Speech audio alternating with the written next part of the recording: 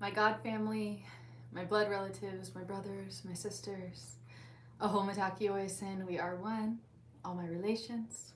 Thank you for joining me here now on this live stream. I'm just going to wait a few minutes and see if any of my beloved dear hearts show up. You can say hello in the comments. I do have Priscilla here, so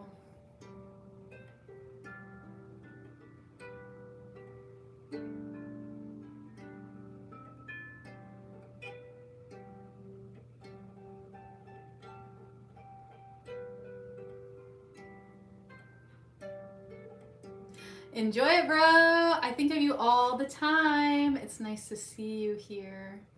I have a couple different things I'm really interested in mentioning, and one of the main things I'm interested in mentioning is just my personal testimony of what I've been experiencing. And one of these things that I've been experiencing is I have been called to go to greater dimensions in different levels of myself, and I have been experiencing a lot of, you could say, attack or abuse coming from the community. There is a lot of almost like prejudice, or individuals who know, they know me, they know my heart, they know that I am no longer interested in representing my past version of myself, and they are attempting to, the only word that I can come up with is condemnation, you know, like where there's this harassment. I've made very clear to you that I'm no longer interested in this, and that I never meant to give consent in these ways, and that I'm currently not giving consent in these ways, and still I am experiencing to this very moment sexual harassment and abuse coming from the community. And this comes to me in so many different varieties of ways, and it's just like this constant emphasis of having to keep up my personal boundaries and to express this is my personal interest. However, some individuals, they really thrive and enjoy and feed off of that place of power and control and manipulation. So when you tell them, hey, the other word is sadomasochism. So if I express to you, hey, this really hurts me, I really don't like this doesn't make me happy, it destroys me, and it doesn't light me up inside. And sometimes there are individuals who will get off or find great excitement and enjoyment in this form of abuse.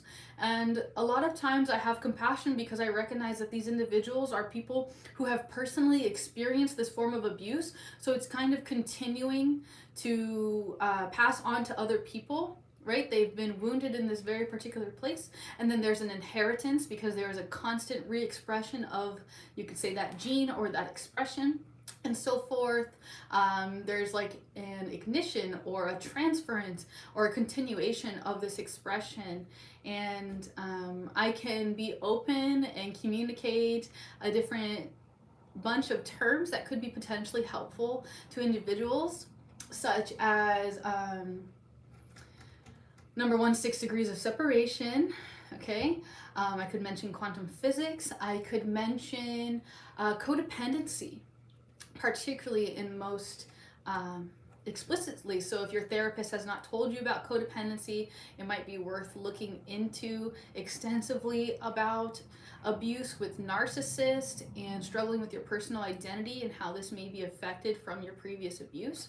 And then last but not least, cognitive distortions. So you might be emotionally reasoning and your body can't tell the difference, that you are no longer in the past, because your whole body is in fight, flight, or freeze. So therefore it's expressing from this particular place.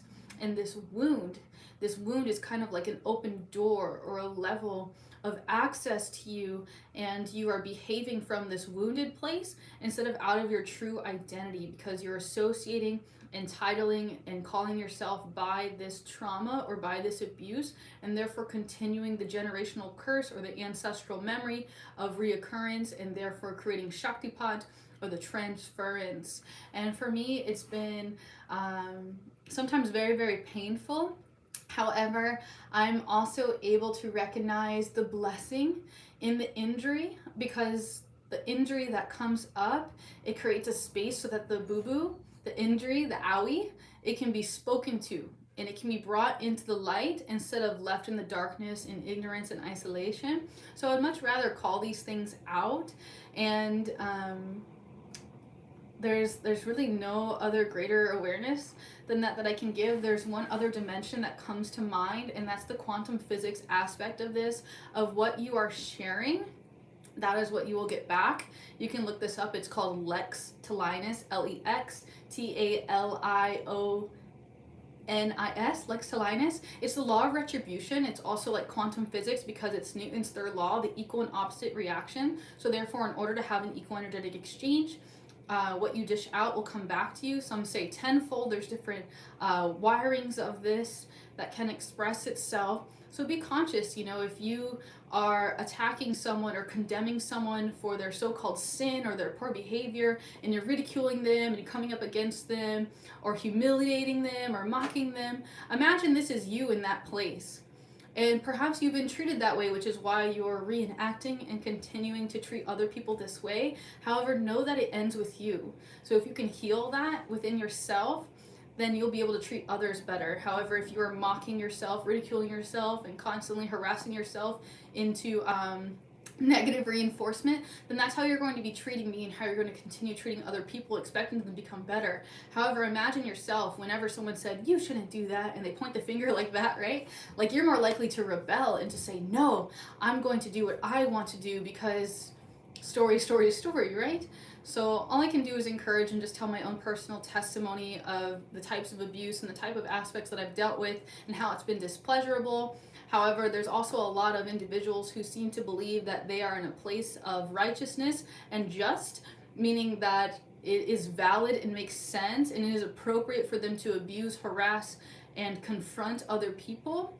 However, I would encourage you to look at this wound deeply and to recognize this is not coming from a place of love, and instead it's coming from a place of hatred, manipulation, control, force.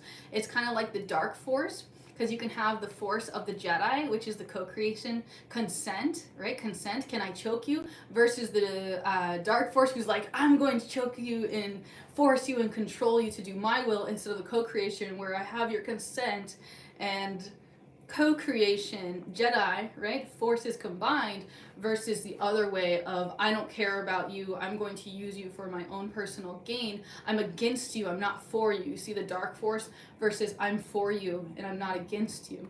And it's kind of a position of the heart, so sometimes we have to kind of ask for help spiritually, that we have to open ourselves up and say, God, help me, I have no mercy. Please help me to see things how you see things, or have mercy and compassion for myself. Help me to forgive myself. And a lot of times we don't have forgiveness. And when we don't have forgiveness, we're not really in a position to be able to forgive ourselves or forgive anyone else. That is also called shadow work, because I'm only able to treat you with the same amount of love, respect, understanding, compassion, respect, reciprocity, as I am able to do myself. So if I see in you something that I don't like in me, I am more likely to treat you exactly as I treat me. So when I see you doing something I don't like, I'm gonna be silly and make a joke, okay? Don't eat sugar, right?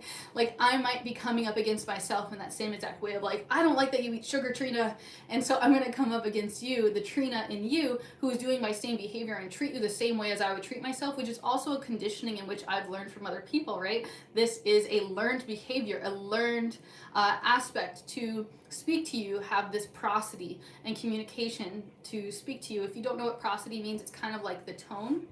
So even though I'm using these certain words right now, there's a spirit or an energy that is behind me that is driving my force, right? I'm compelled by love. I'm not here out of fear. I'm not here for money. I'm not here for control or manipulation. I'm here out of sincerity, genuineness, and complete total compassion for humanity. And I recognize the importance of sharing my own testimony, meaning by telling you truthfully, being exposing of these things in the ways that I'm being abused, that I'm being harassed by individuals, where I'm not being loved, where I'm not having compassion from other people, and there's this ridicule or condemnation or abuse or harassment. This is also called, I'm calling it relational abuse. Another good way to teach this is like if your mom and your dad are like saying that I'm not going to come into contact with you, I don't support what you're doing. That's kind of relational abuse, right? It's like conditional love and treatment in this way. So I've just been doing like my own process of what's been taught to me as taking my own medicine. Meaning, when I'll try to play and be silly. Like, let's say I'm treating myself like I would a personal client. So if someone's coming to me and saying, Trina, my mom and dad are abusing me verbally, or my peers are abusing me verbally, Trina, what do I do? So I would be taking my own medicine. So the prescription or the protocol that I would prescribe to you is the medicine that I'm taking, right? So self-compassion, forgiveness to those individuals who don't recognize what they're saying, or that they don't know you, they don't know themselves, so therefore they can't see and know you. They don't have a relationship, so therefore they can't see you through the eyes of love, or all merciful, that compassion, that love. And there's different degrees of this, right? Like, we can be a level of loving each other today, not loving together tomorrow, and then the other can pass away, so therefore we're incapable of really being together forever, kind of thing. And it's just been an attempt of being eternally gentle with myself. And in those moments of weakness where I'm being harsh on myself, or ridiculing or condemning or judging myself, I'm able to work with that and to watch it closely, and to not so much identify and agree with the judgments and the ridicule or the pointing of fingers, right? I don't know if you know this one, but there's this joke of like, when you point a finger, you have three more pointing back at you. Right? That's one of my favorite jokes. I do kind of like to have that sense of humor and that form of approach. And I'm just, you could say, lit up and on fire. I like to also make jokes of baptized in fire. I'm with the anointing, and I'm driven to kind of keep going this path. And I'm able to recognize that there's so many other people who are kind of going through my same process. And most of all, a lot of people who are hiding. They're in isolation. They're not letting anyone know that they're experiencing this kind of abuse from their family or their peers, or this socially engineered mechanism, right? And instead of subscribing to these doctrinations and these doctrines, I am compelled by love to go like this new path, almost like being a pioneer and going a place that other people aren't really always sharing, right? Like, a lot of people don't really confess and say openly about their own personal there's a couple different words that can be used here, right? Like my personal demons, my personal setbacks, my personal weak spots, the places that I have to work on and to strengthen and build my foundations. And for me personally, it's just been kind of like an emotional place of staying firm and really loving me unconditionally, and being with myself in this place and in my process of personal development. And I'm revealed to share this other aspect with you, is that it's important for us to be allowed to be in bad soil. So if we have like these bottom foundations where we came from these bad or toxic backgrounds, and through being in those atmospheres and in those places has been born this seed, this interest, this pursuit to go to new ground, to go to new levels, to new depths. And without being in those so-called bad soils and those bad grounds, only now can I really know the difference between the darkness and the light. And I have free will. I can continue to partner and agree with the past and those energetic debris of where I am in survival and in a different mechanism of thought, of fear, hatred, lust of the flesh, lust of the eyes, control, or different perversions of thought, right? These perceived guilts or perceived ignorances almost. And sometimes it's not always perceived that I am being ignorant, right? Like, there's this level of not being in clarity. So it's, again, just like this personal process of becoming translated, or working through all the small debris. And there's also for me a level of free will that I constantly get to choose every single day what I'm going to come into agreement with, what I'm going to focus on, what I'm going to partner with, what I'm going to commingle with, and what are the energetic boundaries of this? What will I allow? What do I believe? And every day this is like reinforced, almost like they talk about in quantum physics. And to me, that's just very, very fascinating, the correlation between what's happening in the spirit and in the unseen realm, you could say, to also the parallels in the physical reality.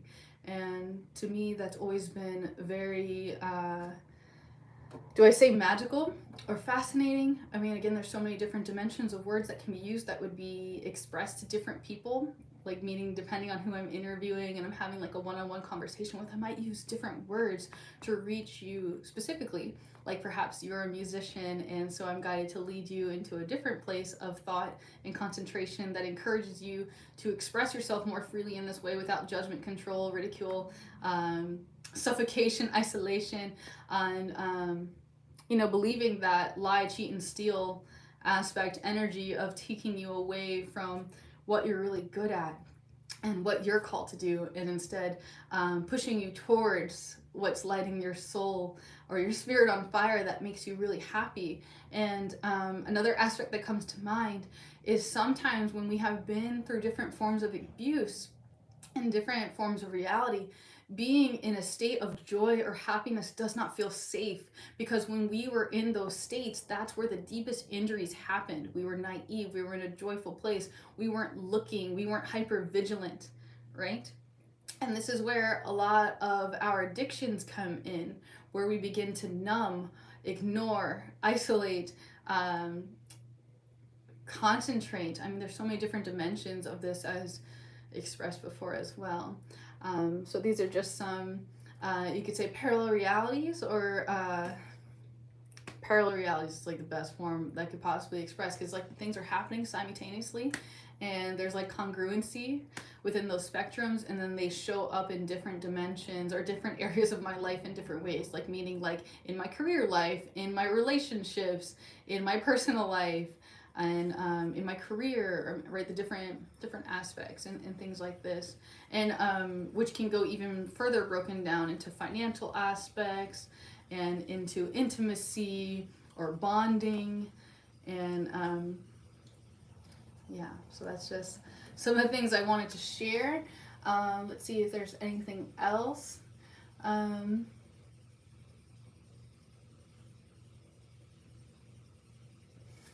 Maybe peace and blessings would be like a very good aspect to mention, that I recognize the importance of your personal prayers and all the things that have been happening in my life, and that I am a believer in intercession.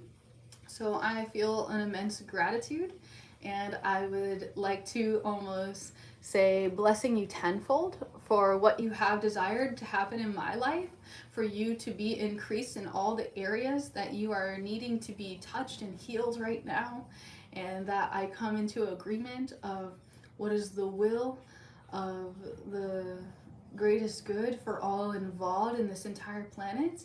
I also feel ignited to mention for us all to pay attention to what are we truly calling in right now, to see if we can give ourselves permission to actually have what we choose, and to have a little level of play, meaning what does it feel like in your body to allow yourself to have exactly what you dream of. And I'm going to be like a little kid right now and mention, let's say you're dreaming of having a wife. You really want to get married, you want to have kids, but you believe this lie in the story that you're too old, that you can't, and that it's past your time, blah, blah, blah, blah, blah. And let's say just for a moment we didn't believe those lies. We didn't come into agreement with that, and we didn't say, yes, that's fine. And instead we said, hey, you know what? Actually, I changed my mind. I changed my mind, and this is the life I choose to live. This is what I really want. And I'm gonna be honest with you, some of us, we really just don't even really want those things. We instead want something different. We just want freedom to have our personal self-expression, or to grow closer to God. And a lot of these things aren't always called out loud and aren't always very much so aware. And instead, if we can recognize the importance of honoring what is truly welled up inside of us and what is dying to give birth. And sometimes these motivations are not our true interests, like we've been programmed and conditioned by the things that have been uploaded into our heads, you could say. Like we've seen this in the movies, we've seen this in our communities, and it's been shoved in our faces, and we're taught that that's what we're supposed to want and what we're supposed to do and what's best for us, and story. But maybe it's not your path to go to college, or maybe it is your path to go to college and do something different that someone else hasn't done.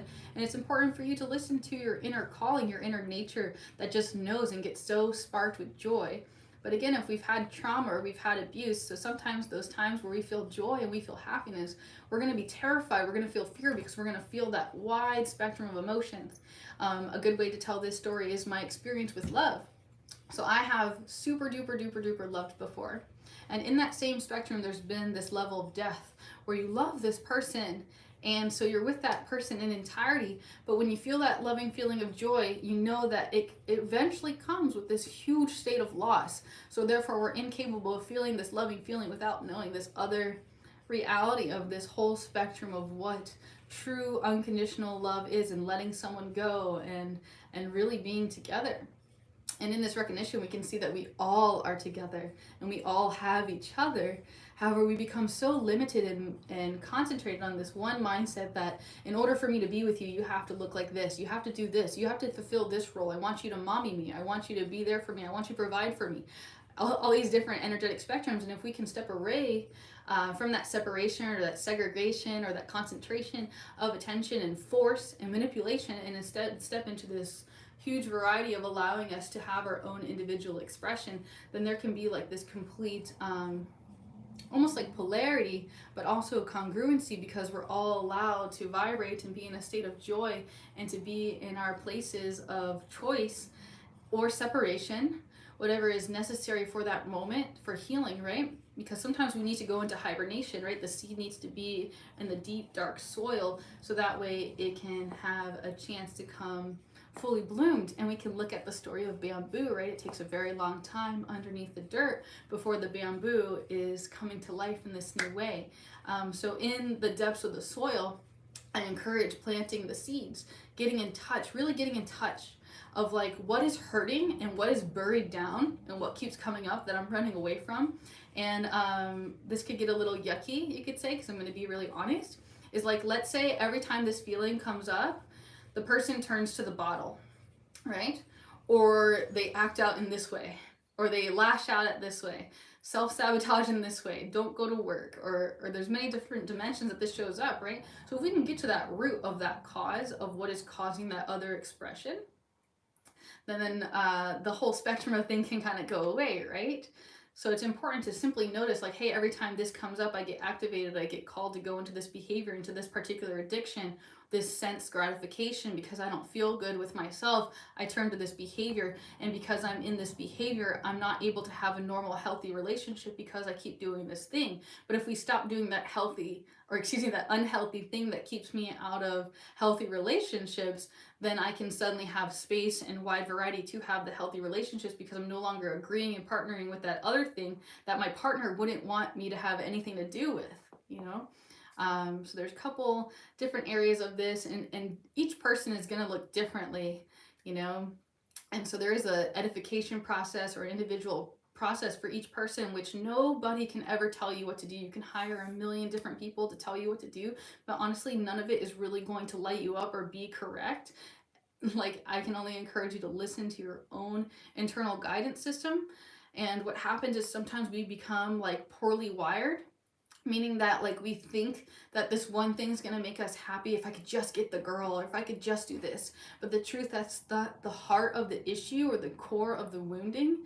So we need to like really, really, really get deep and into those natures. And if we're staying hyper stimulated through television, video games, sense gratification, indulgences of other areas, then we're not going to be able to really be in touch with ourselves and our true needs, because we're going to be in this, again, addiction or this control or this force, and not being in a state of consent. So then we're unconsciously agreeing and coming into consent of being without a partner, or living by ourselves, or not having help, not having attention, etc. So I would encourage you to take time to sit alone with yourself, to be with yourself, to be with your personal process, and really get clear on these things. I'm also a person who's really big on journaling. Like, if you could map out the day, like, I ate this, and after I ate this, I suddenly had brain fog and I couldn't concentrate, or I did this behavior and then it led to this. I hung out with this person and I suddenly felt this way. And really take inventory of what's happening and how things are moving around. You might notice that there are synchronicities of patterns like codependency or trauma bonding, or different generational wounds that are expressing through you, living through you, as you, and around you, that you don't have to partner with or agree with or continue to live out, you can walk out a completely different life. So as they say, the carrot is that there's something so much better out there and you could have such a better life. However, as long as you keep choosing to keep living your life and keep eating this way and keep living and breathing and being this particular way, this is how it's going to be, especially if you believe that that's how it's going to be, then that's the only way things can be. But if you have an ounce of hope, right, a little bit of faith, a little bit of motivation to do things differently, then we can push through the fear, push through the force, and do it anyway, right? Like maybe you're not in the mood to exercise and go for a run or to do things that would be better than doing those other toxic habits, which are stopping you from having a very intimate, loving relationship of marriage or some type of sacred unity with a friend. And a good way to notice these things is the shadows, the things you don't want anyone to know, the things that you're hiding in your bedroom or that you don't want anyone to know and that you also don't agree with in yourself and that you don't like within other people. And for some people, it's something so simple, like let's say you don't like cursing, right? And you just keep cursing or just you get triggered every time you hear that. And there's ways of just deeply addressing these wounds. And I think that the compassion, looking closely, etc., is so helpful. These are just some things that I felt kind of lit up with joy to kind of share. If you kind of missed the beginning, feel free to come back and watch this another time. Thank you so much. If you're interested in having a one-on-one conversation for me, I am currently available in having ways that you can do this. The best way I could plant that seed is to tell you to visit TrinaChristineMason.com. You can kind of see a wide variety of my services and testimonials of things that I've done. And we can have a one-on-one session where you can see if I will be of help to you and I can address your personal situation in a more personal way. If you're feeling safe to be seen and heard and to expose some of those things, you don't always have to tell me these things. Sometimes I will have the revelation and this clear cognizance, this clear sense of knowing, and to be able to address whether there's been witchcraft in your bloodline or generational curses, ancestral memory, Akashic records. There's also epigenetic memory. This is where traumas are passed down generationally. And I want to also remind you that it's not just the trauma that is inherited, it is also the blessing. So if your people have been working with herbs or plants to help people heal instead of using prescription drugs and things like this, or maybe you're really, really good at banding a wound or something like this, you know, growing things, being good in the garden, or gathering. I mean, there's so many different natural human abilities that come from generations that are kind of like, I want to joke, like swept under the rug and not really talked about, right? Because everyone's being pushed like, oh, you should learn how to code and you should learn how to do this. But without the plants and the trees, we would not have oxygen. And same thing if you keep polluting all of the ecosystem with all these microplastics and your dressing and clothes that are made of plastic. What do you expect for this world to go? I do have a lot of compassion. I recognize you could say the root causes to some of these motivational forces, and I recognize that it all starts with our own inner work. So thank you for allowing me to share with you what I have received. I am going to be doing a couple other series of videos.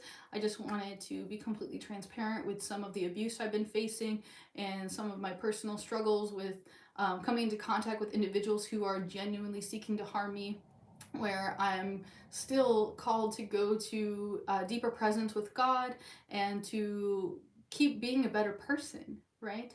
Where they don't believe that I can keep being a better person because they don't believe that they can ever be a different person. So they just keep being their same old selves and keep doing their bad habits and their addictions and their toxic cycles. And I choose to have the cycle stop with me. So I'd rather confess and express openly where I've come into agreement. I've allowed these things and I did not, I didn't call them out. I didn't tell the person like, hey, what you just did was really abusive. There was a lot of times where I just like laughed things off and I just accepted the bullying. And now I would rather just be very honest and open and say, listen, you don't have to be like that. I understand you're hurting and I would like to see you be a better man or a better woman, and that there's a much better life for you out there and you don't have to keep acting like this and pushing people away. It's safe to have relationships and there's alternative ways of living. So, Aho MITAKUYE, OYSAIN, we are one. all my relations. Assalamu alaikum, Jai Bhagwan, Namaste, Haush Haush, whoosh, whoosh, whoosh, Shalom Shalom, Shalom Shalom. You're so loved. I will see you again, I promise you. Until next time, peace.